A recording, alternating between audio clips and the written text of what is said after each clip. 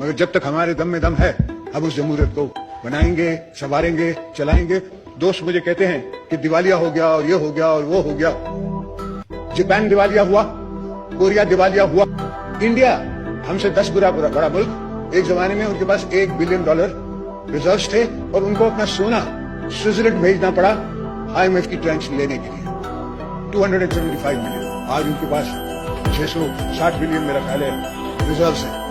तो ये पाकिस्तान के लिए कोई बड़ी बात नहीं है और बड़ी फिगर्स नहीं है। पाकिस्तान उठेगा और हम उठवाएंगे। अबे ओ चचा, चचा, ओ टोपी वाले चचा, अब ये फिक्र छोड़ दो कि मुल्क उठेगा कैसे। ये इसलिए नहीं उठ रहा था क्योंकि हम नहीं उठ रहे थे। अब हम बैसियत कौम उठ गए हैं, इंशाअल्लाह ताला ये उठ जाएगा। तुम ये बताओ इसको लिटाया किसने है। अब हमारा मसला ये नहीं है मुल्क कैसे उठेगा, अब हमारा मसला ये है हम उन्हें ढूंढ रहे हैं जिन्होंने इस मुल्क को लिटाया है। जी हाँ, और इंशाअल्लाह ताला बड़ी जल्दी हम उन्हें पकड़ेंगे, इस बात की फिक्र करो तुम।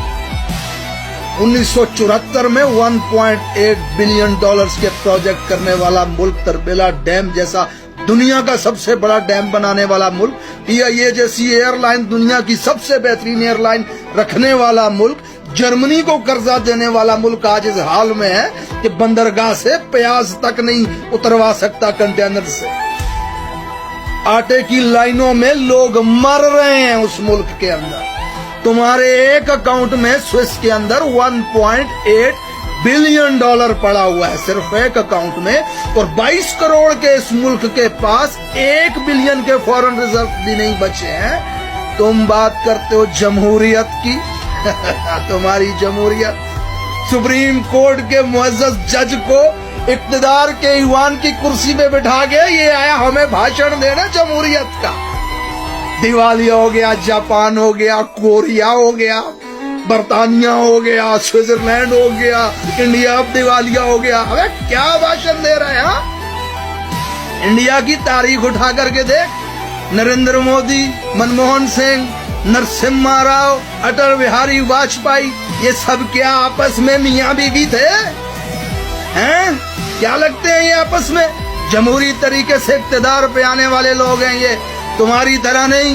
तेरा ससुर उतरा तो तेरी बीवी आगे चढ़ गई, वो उतरी तो नवाज शरीफ चढ़ गया, वो उतरा तो फिर तेरी बीवी चढ़ गई, वो उतरी तो फिर नवाज शरीफ चढ़ गया, वो उतरा तो फिर तू चढ़ गया इस मुल्क के अंदर, फिर शहबाज शरीफ चढ़ के बैठा हुआ है। तूने अपना लोंडा तैयार रखा हुआ है चढ़ाने के लिए, वो दूसरे ने अपनी बिटिया पेश की हुई है चढ़ाने के लिए।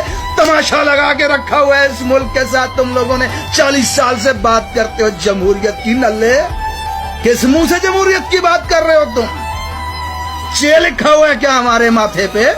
समझ के क्या रखा हुआ है? सबसे बड़ी जमहूरियत पे गाली तेरे घर में तेरा बेटा है। किस काबिलियत पे पार्टी का चेयरमैन बना करके बिठाया हुआ है तुमने उसको? तुम्हारी पार्टी में 60 साल लोग बैठे हुए जो 40 साल से 50 साल से सियासत कर रहे हैं इस मुल्क के अंदर, लेकिन चेयरमैन तो तेरा लोंडा होगा। जमहूरियत के ऊपर धब्बा।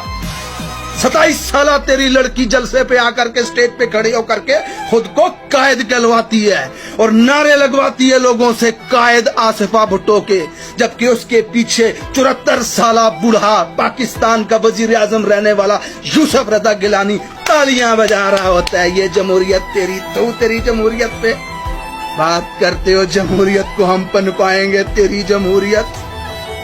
एक बयान दे दे अगर कोई कानून के हक का तेरी पार्टी में, तो 3 से 4 घंटा नहीं लगाता तू उसे पार्टी से निकालने में। और मुस्तफा खोखर के साथ क्या किया, एतजाज हसन के साथ क्या किया, आज एक दूसरे को तुमने निकाल दिया कि कानून की बात कर रहे हैं, जमहूरियत की बात।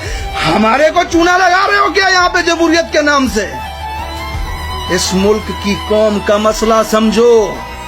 अब हमारा मसला ये नहीं है कि मुल्क कैसे उठेगा, अब हमारा मसला ये है हम उन्हें ढूंढ रहे हैं जिन्होंने इसको लेटाया है। उठ वो इसलिए नहीं था रहा क्योंकि हम सो रहे थे। अब हम उठ गए, इंशाअल्लाह ताला उठ जाएगा। मेरा ईमान है, अल्लाह ताला कुरान में फरमाता तब तक वो किसी कौम की हालत को नहीं बदलता जब तक वो खुद अपनी हालत को बदलने की कोशिश न करे। 70 साल से मुझे बुजुर्गों से शिकायत है कि उन्होंने अपनी हालत को बदलने की कोशिश नहीं की। اب جا کر کے یہ عوام اپنی حالت کو بدلنے کی کوشش کر رہی ہے. ان کی حالت بدل جائے گی. تو فکر کر, اس ملک میں جنہوں نے اس ملک کو لٹایا ہے, اس حال پہ پہنچایا ہے, ان میں تیرا نام آنے والا ہے انشاءاللہ تعالی.